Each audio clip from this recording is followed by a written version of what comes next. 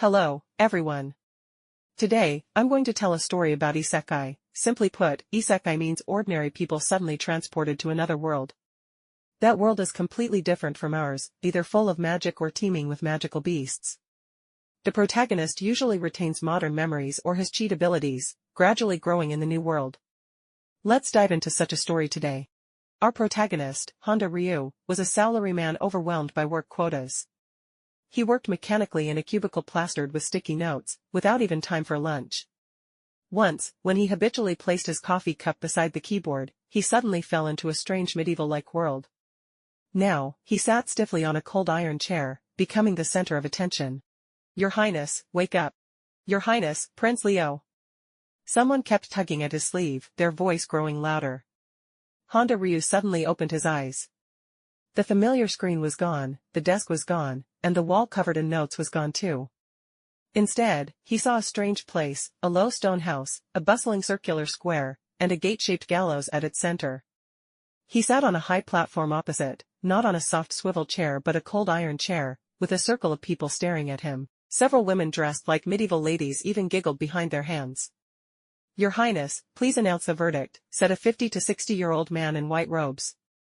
Honda Ryu licked his dry lips, confused, when he saw the crowd in the square staring at the gallows, waving their fists and shouting, occasionally throwing stones at it. The two pillars of the gallows were about 4 meters tall. A rusty iron ring was fixed in the middle of the wooden crossbeam at the top. A thick yellowed hemp rope passed through the ring, one end tied under the gallows, the other looped around the prisoner's neck. The prisoner wore a burlap hood with only 2 thin slits for the eyes, revealing cold gazes. Her hands were bound behind her with water-soaked rope. A dirty gray tunic clung to her bony frame, and the bloodstains on her wrists from the rope had dried to dark brown, yet she stubbornly kept her back straight. Just then, memories flooded Honda Ryu's mind. It turned out this prisoner was a witch, deemed an unclean being tempted by the devil. And he himself was Prince Leo of the Grey Castle Kingdom, sent here to govern the region. The townspeople had captured the witch and brought her to the tribunal. By tradition, the order to execute a witch must be signed by the local lord, hence this fell to him. Barrett gently urged him, and Chief Knight Carter Lana stepped forward, arguing the witch should be executed immediately to prevent other witches from rescuing her, and also the church would intervene. But Honda Ryu grabbed the warrant Barrett held, threw it to the ground, stretched, and said, "I'm tired. We'll judge this another day. Everyone go home today." He even mocked Carter. "What, are you scared? Why not handle a few more if they come?" Then he waved for the guards to escort him away. Back at the castle south of Border Town, Honda Ryu stopped the anxious ministerial assistant at the hall and sat on his bedroom bed, slowly calming his racing heart. From his memories, he learned that Leo Wimbledon had come to this remote place to compete for the throne. King Wimbledon III of Grey Castle had sent his 5 adult children to govern various territories, declaring that after 5 years, their governance performance would determine the next king. But the evaluation criteria were undefined, and no rules limited the competition. Standing in front of the mirror, Ryu saw a man with light gray curly hair, the feature of the Grey Castle royal family, pale-faced and clearly out of shape. He sighed. This was clearly a barbaric, dark feudal era, as shown by the casual hunting of witches. Without modern civilization, was he doomed to live like the locals, burning witches and dwelling in cities where waste was casually dumped, only to die in a plague outbreak? After thinking, he took a deep breath and whispered to the mirror, "If that's the case, I'll focus on surviving first. From now on, I am Leo." Chapter 2. After that, Leo locked himself in his room all day, and had the servants send dinner straight in.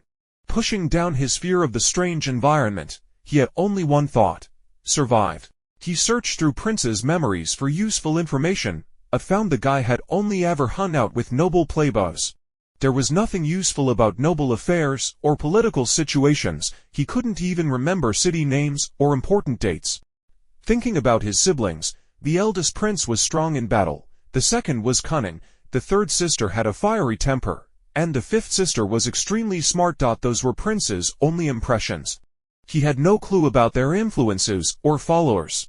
The nobles in Border Town didn't take Prince seriously at all. Luckily, the king had sent 2 assistants, 1 civil, 1 military, otherwise he'd be completely clueless. In the reception room, Barov couldn't sit still. As soon as he saw Leo, he asked, "Your Highness, why didn't you execute the witch yesterday?" Leo clapped for servants to bring breakfast. It doesn't matter a day early or late, haven't you eaten yet? Let's talk while we eat. Barov sat down, but didn't touch the food, saying anxiously, leaving it a day might attract other witches. This can't be left to whim. Evil witches, messengers of the devil. Isn't this all propaganda from the church? Leo retorted, if we want them to stay out of here, I think it's better to do the opposite. We won't hunt witches and we will tell the people in the territory. These are all shameless rumors spread by the church. Barov froze. But witches really are. Leo cut him off. Really evil. Like what? Leo knew the church's tricks well. Although this world was vastly different from what he knew, its historical trajectory was shockingly similar. Abusing power through faith was the real sin. Prince's memories of the church's abuses confirmed his view. Barov said they could discuss this later. There was trouble now. 3 days ago, guards found a witch's camp in the western forest and seized a glowing coin marked with the Holy Mountain and the Evil Eye, the symbol of the Witch Confederation. Leo took the coin and found it hot. It had 3 parallel triangles engraved, with an eye in the middle triangle, hand-polished. Barov continued, Your Highness, you haven't seen real witches, so you don't take it seriously. Ordinary witches can bleed and die, but those tempted by devils have short legs, a terrifying strength. Ordinary people can't fight them. Even armies suffer heavy losses against adult witches. Their desires spiral until they become devil's servants. The church formed the Inquisition army for this, arresting and executing any woman who might become a witch. The king thinks these measures work, too. Witch incidents are far fewer than 100 years ago. The Holy Mountain. Rumored to be the gate of hell. Comes from ancient books of that era. They say witches can only find peace at the Holy Mountain, where there's no magic backlash or desire torture. But it must be the source of evil, the entrance to hell. Only hell would accept these corrupted ones. Leo asked, What's the link between the Witch Confederation and the Holy Mountain? Barov frowned. Witches used to act alone, but the Confederation in recent years is different. They want to gather all witches to find the Holy Mountain, even forcing others to become witches for it. The Blue Water Port baby girl disappearance. Rumor says it's their work. Chapter 3. After all this, you're worried the Confederation will rescue her if they hear she's alive. Yes, Your Highness. They fled in a hurry during their journey. If the witch were dead, that would be one thing, but she's still alive. These people even steal babies. They won't abandon a companion. How was she caught? Leo continued. When the North Slope mine collapsed, she revealed her identity while fleeing and was captured by villagers. Leo felt confused. If witches had terrifying powers, why would she let herself get caught? According to the church, even mortal armies suffered heavy losses against witches, except the Inquisition army. How did she reveal herself? Well, I'm not entirely sure. The scene was chaotic at the time. Someone said they saw her use witchcraft. Leo frowned. You didn't investigate thoroughly. Resuming mine production was more urgent. Half of Border Town's income comes from iron ore. The Inquisitor confirmed someone died by witchcraft. What kind of witchcraft? Like they were melted. Their head and body spread on the ground, like a burnt black candle. The other man grimaced. You definitely don't want to see that, Your Highness, Leo thought. Most witches hunted in history were innocent, and so-called witchcraft was mostly chemical tricks to modernize. He stood up. Take me to see her. Barov exclaimed in shock. See the witch. Too dangerous. That's an order. Leo turned back at the door. Why use hanging? Aren't witches supposed to be burned? Barov hesitated. She's not afraid of fire. Border Town's dungeon had only 4 floors, built of granite, with smaller spaces on each lower level. Sewage trickled down the stairs, and the stench grew stronger. The witch was locked in the bottommost cell. Chief Knight Carter kept dissuading him along the way. Your Highness, even with the divine punishment chains on her, it's not safe. Leo raised an eyebrow. Can't face evil, yet talk about defeating it. Fighting requires knowing your own strength. Uphold justice against the weak but run from the strong. I mean, afraid of a prison break and afraid to meet a young girl. My chief knight is truly brave. The knight talked a lot but wasn't good at debating. Before they knew it, they reached the dungeon's bottom. There were only 2 cells on the lowest floor. The jailer lit a torch. In the firelight, the The witch in a thin tunic curled in the corner. The late autumn dungeon was icy cold. Her arms and feet were pale from the cold, yet she braced against the wall and slowly stood up, stumbling into the light. This single movement made everyone step back. Only Carter stood in front of Leo. Leo patted the knight's shoulder to signal calmness and stared into the witch's pale blue eyes. "What's your name, Amber?" Chapter 4. What happened during the mine collapse? Explain it again, carefully, Leo pressed. Amber nodded and began. He hadn't expected. No silence, no pleas, no curses. She simply answered cooperatively, concisely and directly. The story was simple. Amber's father was trapped in the mine shaft. She entered to rescue him but found other miners robbing her father. As the robbers prepared to kill him to silence him, she acted first and killed them. At dawn, her father, who had a broken leg, reported her while leaning on a crutch. "Why?" Leo turned to ask. Barov sighed. "A 25 gold coins reward. Enough for his rest of life." Leo was silent for a moment. "How did you kill strong men?" Amber suddenly smiled, and the torchlight flickered violently. "With the devil's power you talk about." "Shut up, witch." The jailer's voice trembled. "Is that so?"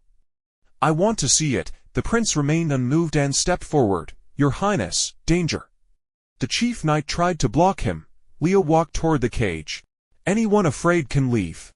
I didn't ask you to stay." Barov clenched his fists. "She's wearing the divine punishment chains. She can't escape plunder divine protection." At the cage, Leo faced Amber through the bars.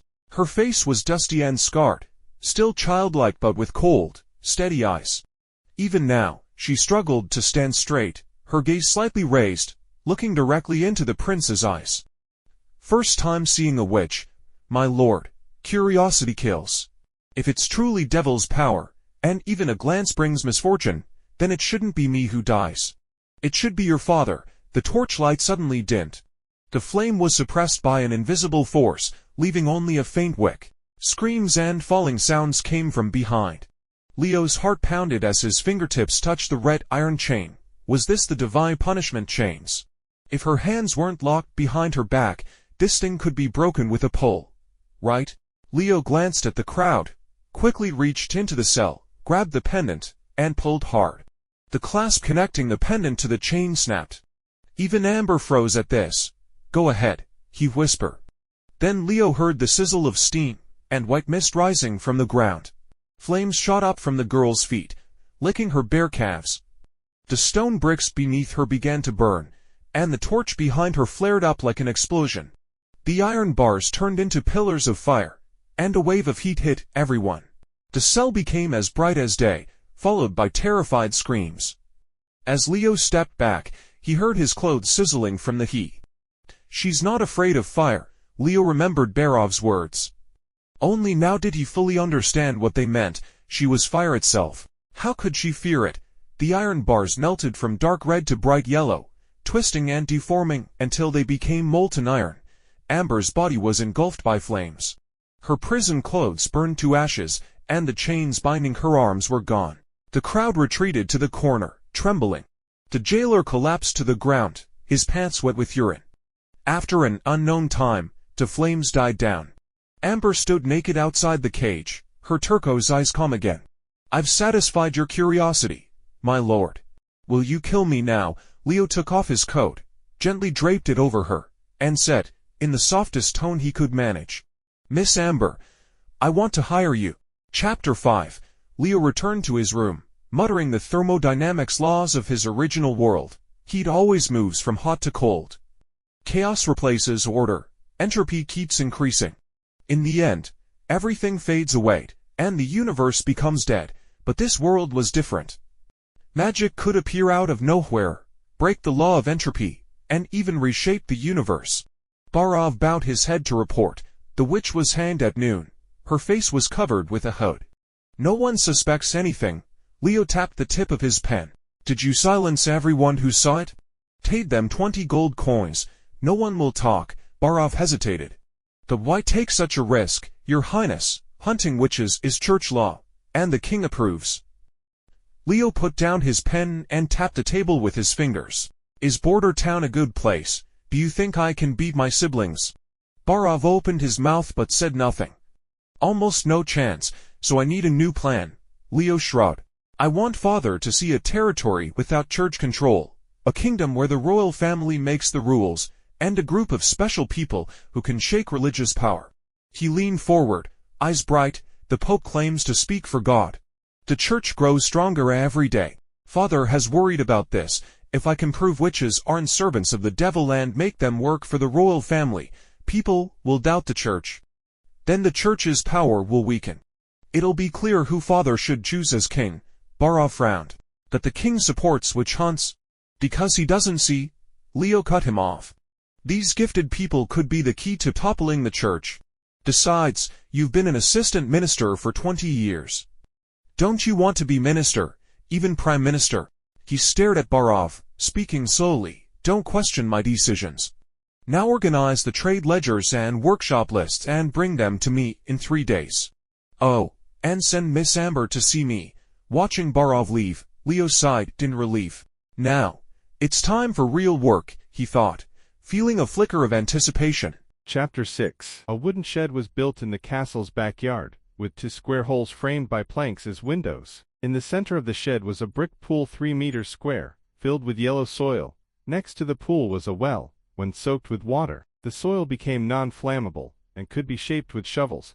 Several iron rods were piled on the soil. Leo shook his head. The temporary lab was crude, but once Barov brought the documents, he'd build a proper workshop. How did you sleep? He turned and smiled at Amber. The girl before him was different from the dungeon. Her flaxen hair shone smoothly.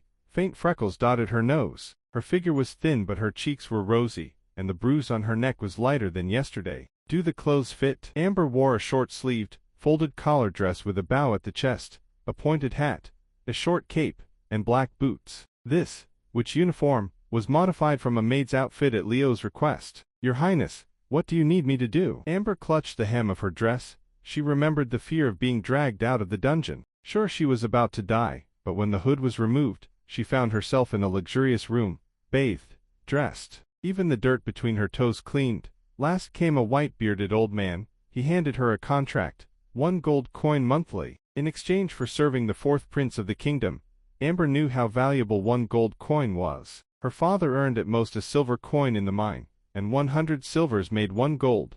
Maids whispered she was sleeping with the prince, but she saw herself as unclean, touched by devils. Why would the prince pay so much? Last night, she'd slept on a feather mattress, the softest bed she'd ever known. She'd fallen asleep the moment she lay down. This morning, the smell of steak woke her. The juice mixed with pepper exploded on her tongue, spicy and sweet, lingering even after she swallowed. Tears had streamed down her face. The world had beauty worth living for. She made up her mind. If he needed her power, she'd try to summon it. Now, Leo looked into her blue eyes. I need you to control your power. Practice again and again, until you can use it at will. But this power is the devil's. It's your power. He cut her off. Many people misunderstand you, thinking witches' power comes from devils and is evil. They're wrong, and you know it, don't you? Amber said softly, I've never used it to hurt the innocent, except that robber. There's nothing wrong with fighting back. Leo said, unknown power scares people. But you're not scared at all, Amber said, because I know it belongs to you. Leo smiled and pointed to the iron rods. Now, let's begin. Outside the shed, sunlight poured through the windows, falling on their faces. An experiment that. Chapter 7. Flames shot up from her feet, and suddenly died out. The 23rd attempt failed. Amber wiped the sweat from her forehead, her hand burning with a hissing sound. She grabbed a new robe and immediately started the next round. Leo stood by the shed with his arms crossed, watching her gather fire in her palms. The flames flickered twice, then suddenly caught her sleeve. The charred fabric tore with a hiss. She ripped off the robe expressionlessly, and pulled out another from the wooden barrel. Whenever this happened, Leo would look away, staring at something else. The truth was, if Leo hadn't insisted, she might have practiced naked, but then he couldn't focus. He really couldn't stay calm around a half-dressed girl, especially when she turned into fire, which had a strange sort of allure. After the 30th failed attempt, Leo held her shoulders. Rest. Time for afternoon tea. Leo knew Grey Castle nobles had no habit of afternoon tea. With low productivity in this world, people rarely had leisure for fancy food. No habit. Create one. There were pastries existed in this world. And if no tea, use beer instead. He pulled Amber to sit down and wiped her forehead. Amber stared at the plates of beautiful pastries, hardly able to believe her eyes. She didn't know their names, but the white and red fruits looked delicious. Leo smiled proudly at her confused look. The witch widened her eyes, took a small bite of cake. Her blue eyes lit up, her hair swaying slightly. Cream clung to her lips, making her look like a kitten who'd stolen milk. Never seen strawberry cream cake. You'll get it every day after practice, enough for you. So watching Amber practice and eat pastries became routine. 3 days later, Brav arrived with thick ledgers to report on Border Town. After an hour of listening, Leo noticed something wrong. Why are winter taxes and trade always zero here? Your Highness, winter taxes are zero because we moved to Longsong Fortress. Why? Leo tapped the table. Because it's the demon month. Brav lowered his voice. The gate of hell in the Dragon Spine Mountains opens. Evil energy erodes living things. Some animals become powerful demons and attack humans. Have you seen it? The gate of hell, Your Highness. How could ordinary people see it? Brav shook his head. Not only can't we cross the Dragon Spine Mountains, getting close poisons you. In mild cases people get headaches. In worst cases it might lead to madness. Only witches can approach it. They're servants of the devil. As he spoke, Brav glanced toward the backyard. Leo frowned. What do these demon beasts look like? Ah, I've never seen them, like you, Your Highness. This is my first time in Border Town. Moving every year, how could this place develop? Leo had thought Border Town was just poor. Now it seemed like a trap. Longsong Fortress can stop demon beasts, so they can be killed. Why can't we fight them here? Longsong has tall walls and Duke Lane's elite troops. A small place like Border Town can't compare, Brav explained. Actually, Border Town was set up as a watchtower for fortress, just between North Slope Ridge and Redwater River, like a shield in the enemy's path. Leo sneered. Chapter 8. To develop this place, we need to stay and build roots. Poor land can be reclaimed, small territories can expand. But if people keep leaving, nothing gets done. After the assistant minister left, Leo called for Chief Knight Carter Lannis. Take your men and find local guards, hunters, farmers, anyone who's stayed here through a demon month, preferably fought demon beasts. Once the knight left, Leo rubbed his forehead and flipped through documents. Border Town produced iron ore, copper, sulfur, crystals, gems. The North Slope mine had once been a monster nest. The caves were still unexplored. Most ore was sold to Longsong Fortress for food, with annual output barely feeding 2,000 people, for trades couldn't be taxed, so no revenue came from them. Leo thought, now that he was here, or shouldn't be traded for food anymore. The Redwater River's branch ran through the kingdom. With this waterway, even if Longsong Fortress withheld food, they could buy from elsewhere. But first, they had to hold this place. The next day, Carter brought 2 men and a hunter. These 2 are patrol captains. They light the warning beacons. This hunter has cut off demon beast heads. The guard spoke nervously, stuttering. Why, Your Highness? When it snows, we guard the beacon tower. If we see demon beasts crossing misty forest, we light the beacon, retreat via backroads, and escape by boat. Leo frowned. What do demon beasts look like? Can they be killed? Another guard wiped sweat. Yes, they're just mutated animals. Every spring, Fortress Cavalry comes to clear the remaining ones. How long does the demon month last? It starts when Border Town snows, and ends when the sun brightens, and the snow melts, usually 2-3 months. 2 years ago, it lasted for months. Municipal Officer Ferrano said the Ur could only buy 3 months of food, when supplies ran out. Many didn't survive. Leo noted the name Ferrano. The cowards in the fortress are not good people, it seemed. He motioned for the hunter to step forward. A burly man, nearly 6 feet tall when standing straight. You've killed demon beasts? Leo asked. Yes, Your Highness. Boar types and wolf types. Boar types have backs as hard as iron. Crossbows can't pierce them from 50 meters. Wolf types run fast. You need traps to kill them. Strong ones get stronger. Fast ones get faster. Leo nodded. But they're still animals, right? The worst are mixed types. The hunter lifted his shirt, revealing scars on his chest. They have strong limbs, big wings, can fly short distances. No matter where I hid, it found me. It wasn't hunting, it was toying with me. I jumped into Redwater River before I passed out and saved my life. These exist too. Leo stared at the scars. How many mixed types are there? Not many, Your Highness, only 2-3. Appear each demon month, otherwise even Longsong Fortress would be in trouble. Chapter 9. Good observation. Leo motioned for the hunter to stand. What's your name? You don't look like a Grey Castle native. I'm half Moken, They call me Iron Axe in town. Moken clan, descendants of desert dwellers from the southwest, rumored to have giant sandfolk blood. Leo didn't press further. He clapped. Carter, give each man 10 silver coins and escort them out. After the men left, Carter returned. Your Highness, do you really want to stay here? What do you think?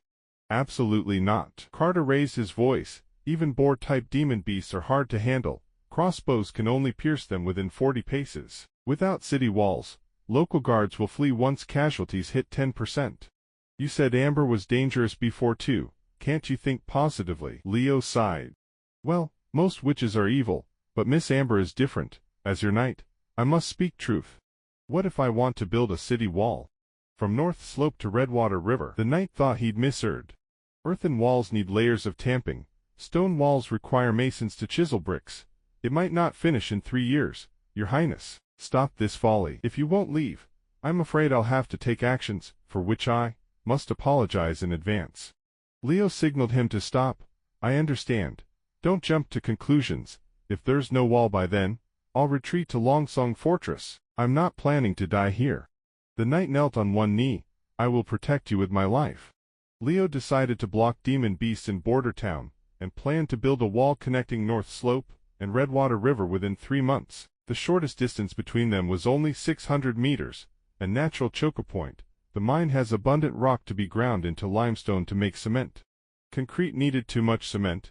It couldn't finish in 3 months, and reinforcing with iron rods was unrealistic. He planned to build a wall with rough stones and cement. No need to polish the stones. Just fill gaps with cement. It saved materials and time. But making cement and building walls were new techniques. No one knew how. He'd have to oversee the work personally for the next 3 months. Leo took a sip of beer and watched Amber finish her last pastry. She suddenly held out her hand. Look. A small flame lit up in her palm, like an obedient pet. It swayed with her fingertips, slowly crawling to the tip of her index finger and resting steadily. Success! Leo's eyes lit up. Sweat dotted the girl's nose, her cheeks flushed. Her blue eyes reflected the flame, like a gem trapping a tiny spirit. The marks of prison torture on her body had faded a lot. She didn't smile often, but her face had life now. She'd practiced from morning till night these days, so diligent it impressed Leo. It wouldn't be long before she mastered this power, he thought. Then his new project could begin. Chapter 10. The week was overcast, and Carl van Bert's mood matched the sky. He ran a school in the town. Unlike other academies, it taught both noble children and commoners, so he had a high reputation. Walking on the wet stone path, people greeted him. Carl usually smiled in return, but today he only nodded, silent. Ever since watching Amber's hanging, his view of the world had cracked. Maybe the crack existed when he left Greycastle, but he'd ignored it on purpose. He numbed himself with work, using students' smiles to hide the cracks. But after Amber's death, the cracks only grew wider. Carl's last memory of Amber was 6 months ago. She wasn't noticeable among 30-odd children. Ordinary, quiet, but passionate about learning, quick to grasp anything, able to read even boring religious history all day. He remembered her helping neighbors herd sheep. In the sunlight, she gently brushed a lamb's fur, smiling sweetly, nothing like an evil person. Later, when the neighborhood caught fire and Amber's mother died, she stopped coming to school. A week ago, she was hanged in the square as a witch. Devil's temptation, unclean creature, it's all nonsense. This was the first time Carl doubted the church, doubted what he taught. He didn't know if Amber was a witch, but call her evil? What about those officials who swapped building materials for a few hundred gold coins, causing a new theater to collapse midway through construction, killing 30 stonemasons? They deserved hell. Yet they weren't hanged. Instead, the leader of the stonemasons guild was exiled. Carl had fled to Border Town with his family to avoid trouble. What broke Carl completely was Nana. Nana was Amber's opposite, energetic, always climbing trees to tease birds or rolling in the grass. Her face always smiling, as if untouched by the world's misery. But 2 days ago, she'd cry, "Teacher, will I be hanged like Amber?" That's when Carl learned his student had also become a witch.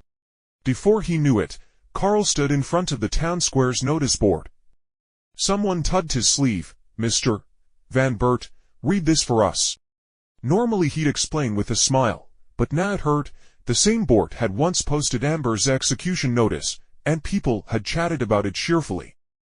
He swallowed his emotions and read aloud. Prince seeks workers to build border town. Many jobs available. Gravel workers, men, 20 to 40 years old, strong, 25 copper eagles per day. Masons, any gender, 18 plus, experienced, 45 copper eagles per day. Stonemasons, any gender, age, must have city construction experience, 1 gold coin monthly. Outstanding workers may be appointed to official positions. The crowd murmured, 1 gold coin a month, more than fortress cavalry. You think you can do it, you can't even build a dung pit properly. Carl didn't listen, he stared at the signature at the bottom. Prince Leo Wimbledon. An idea struck him, maybe he could meet the prince through this recruitment. Rumor said the prince disliked the church and thought differently. Maybe he could convince him that witches weren't evil. Though the prince had ordered Amber's hanging, he'd seemed reluctant. The prince was only in his early 20s, he should understand. How could a teenage girl suddenly become evil? There was risk, of course, he might be hanged as a witch's accomplice. But for Amber, and for Nana, he decided to take the chance. Carl closed his eyes and prayed silently. To any god who might listen, please let this work. Chapter 11. The sea breeze is cold, in winter, the fleet can't set sail, the ocean currents trap them, said Princess Garcia, the third royal daughter, brushing back wind-tossed hair as she looked at the endless sea, her tone tinged with regret. Frin, how long has the Black Sail Fleet been at sea? 2 months and 4 days, the man replied immediately. If all goes well, they'll reach Blue Water Port in 3 days. Garcia laughed. Hope they bring surprises. Frin stared at the woman before him. Her ash-gray hair shimmered silver in the sun.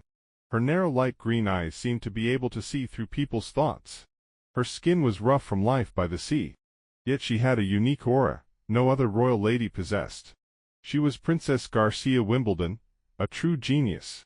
Noble in wit and pride, but not bound by old rules. As adventurous as a civilian.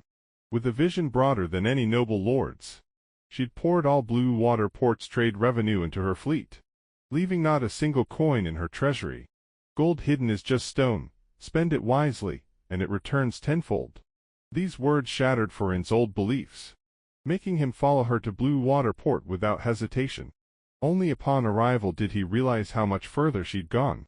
5 years earlier, Garcia's forces had already infiltrated Blue Water Port, preparing to form the Black Sail Fleet.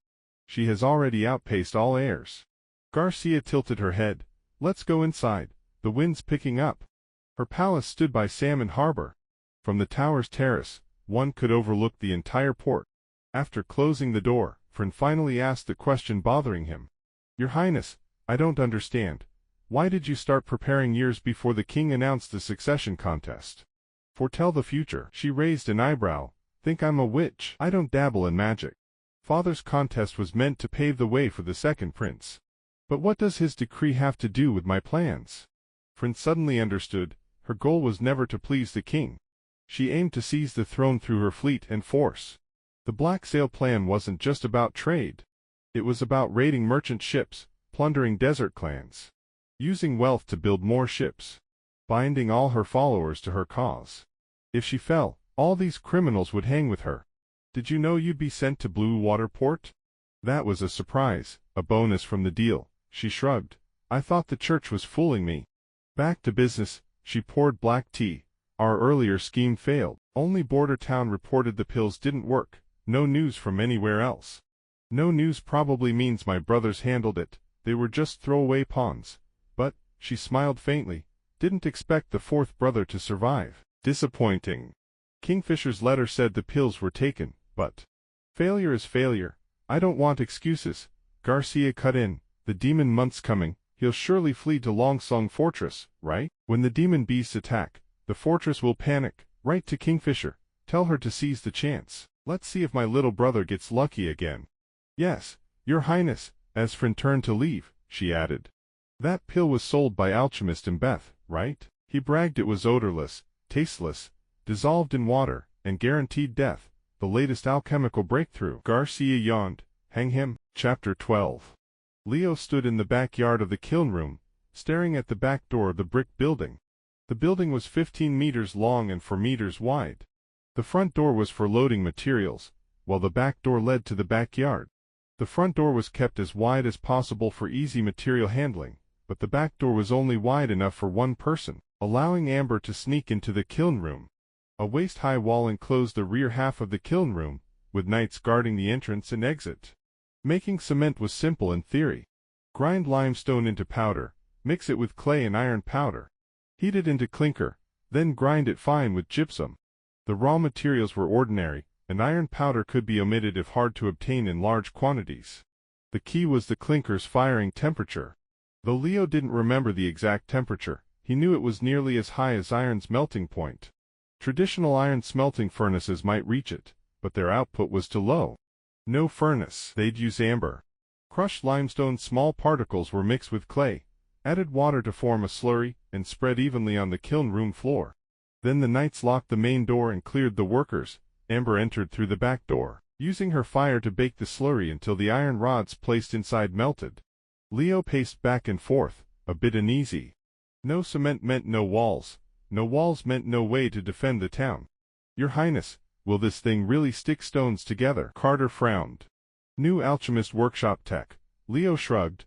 We'll find out, when we test it. In this world, alchemy and astrology were so advanced that ordinary people blindly trusted them. The flames died down. It looked ready. Leo sent Carter out of the yard and waited alone. The iron gate creaked open, and Amber stepped out naked. Leo draped a robe over her, and handed her a water cup. How was it? Her face was dusty. The wet cement method produced less dust, but the scorching air still carried particles. Spending tens of minutes inside wasn't comfortable. The slurry turned to gray powder. She coughed, nodding. Leo couldn't wait for the kiln room to cool. Wrapping a wet towel around his face, he grabbed a shovel and rushed through the back door. The heat made breathing hard and burned his skin, but he quickly shoveled up some gray powder. Is this what you needed? Amber leaned over after putting on her witch uniform. Looks like it. Leo spread the powder flat. We need to test it.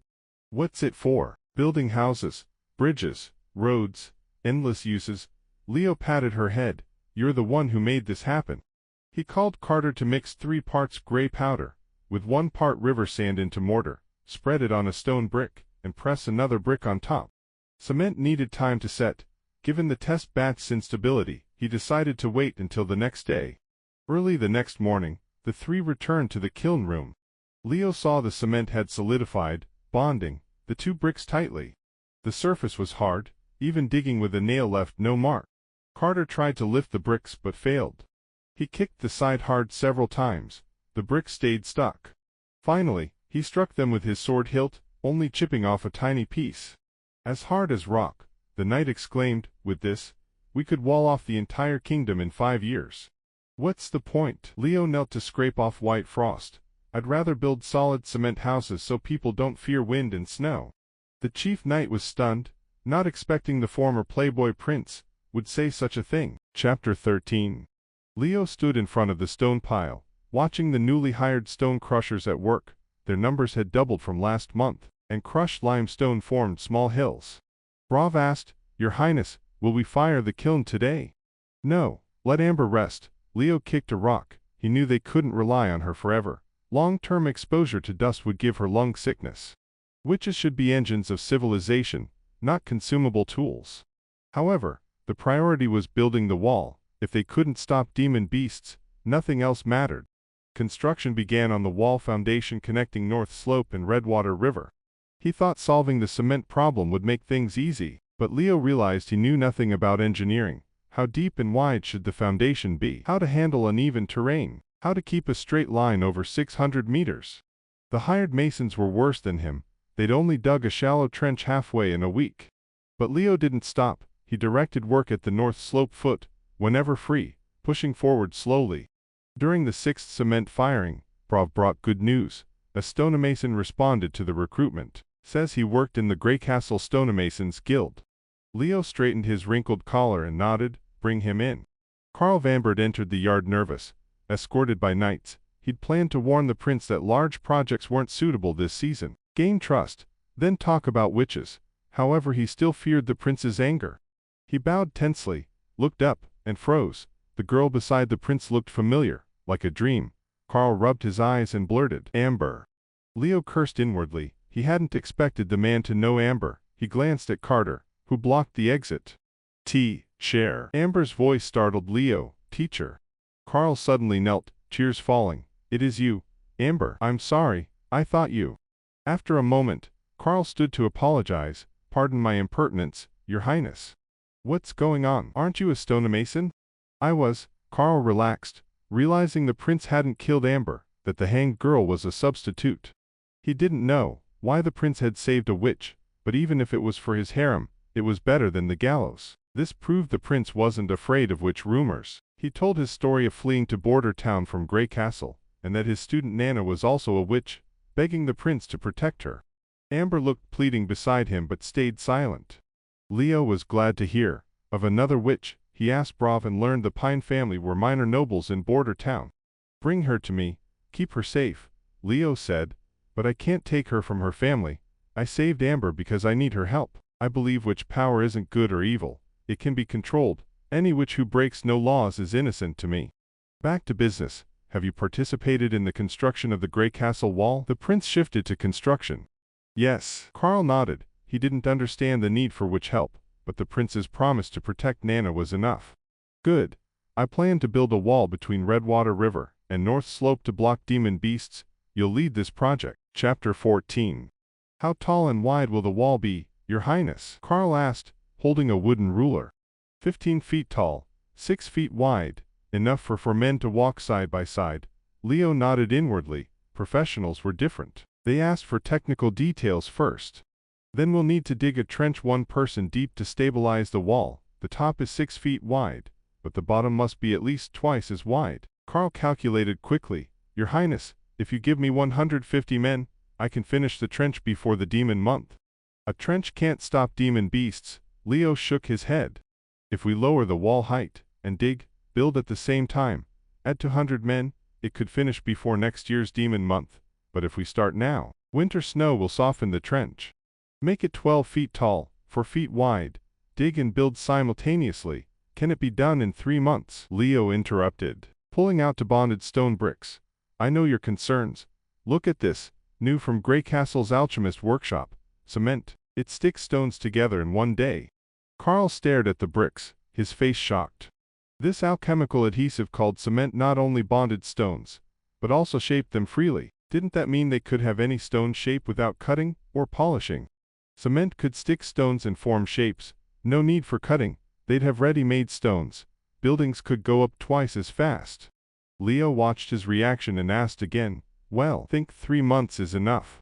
Carl Vambert's voice trembled. "If this works like you say, I'll try." "Good. I'll have instructions written for you," Leo decided. "Mr. Carl, you're now at the administrative office." The next afternoon, Nana stood in the garden, clutching her dress and staring at Amber. "Am I dead?" "No. Amber's alive and well." Leo poured ale. "I'm Prince Leo, your Nana Pine." The girl's eyes lit up. She ran to Amber and chattered nonstop, ignoring the prince.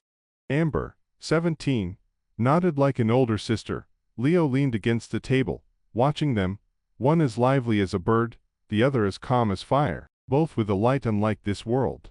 When Nana's voice slowed, he coughed and asked, "Miss Pine, your teacher says you're a witch." Nana froze. "Will you hang me?"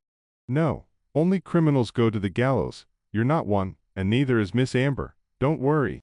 She sighed. "Teacher says witches are tempted by devils, but I've never seen one. A week ago, I saw a bird with a broken leg and wanted to help. Then sticky water came from my hands. When I wrapped the bird, its leg healed." Leo's eyes lit up. He rushed to the door and told a knight to bring a live chicken.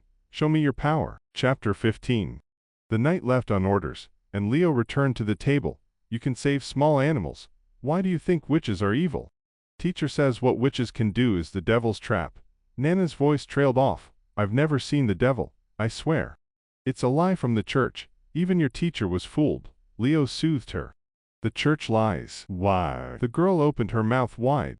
Leo shook his head, not explaining. In his original world, People often blamed disasters on marginalized groups when facing the unknown. In this world, witches' mysterious powers threatened the church's authority, making them more susceptible targets.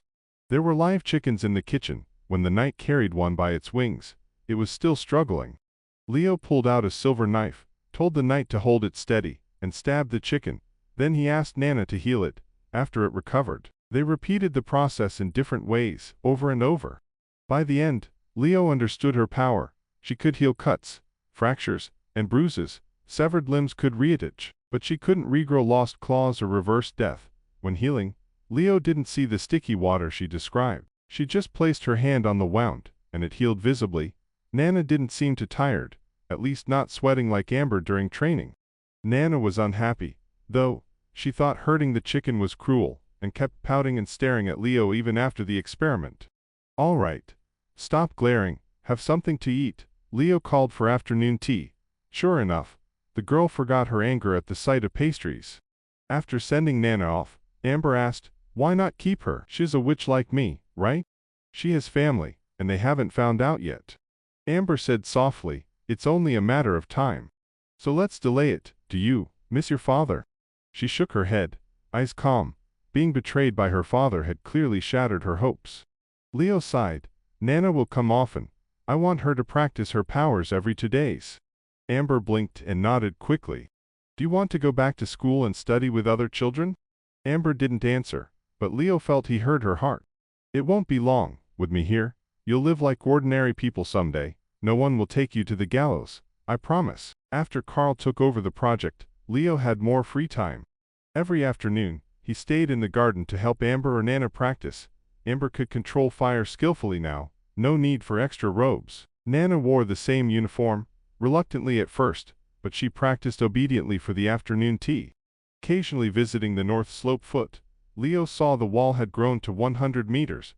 Without a theodolite, Carl used wooden poles and shadow measurements to keep it straight, setting watchtowers every 10 poles. Local nobles noticed the massive hiring, but only asked Brawl for info, doing nothing. Their families and businesses were in the fortress. They wouldn't stay to defend here.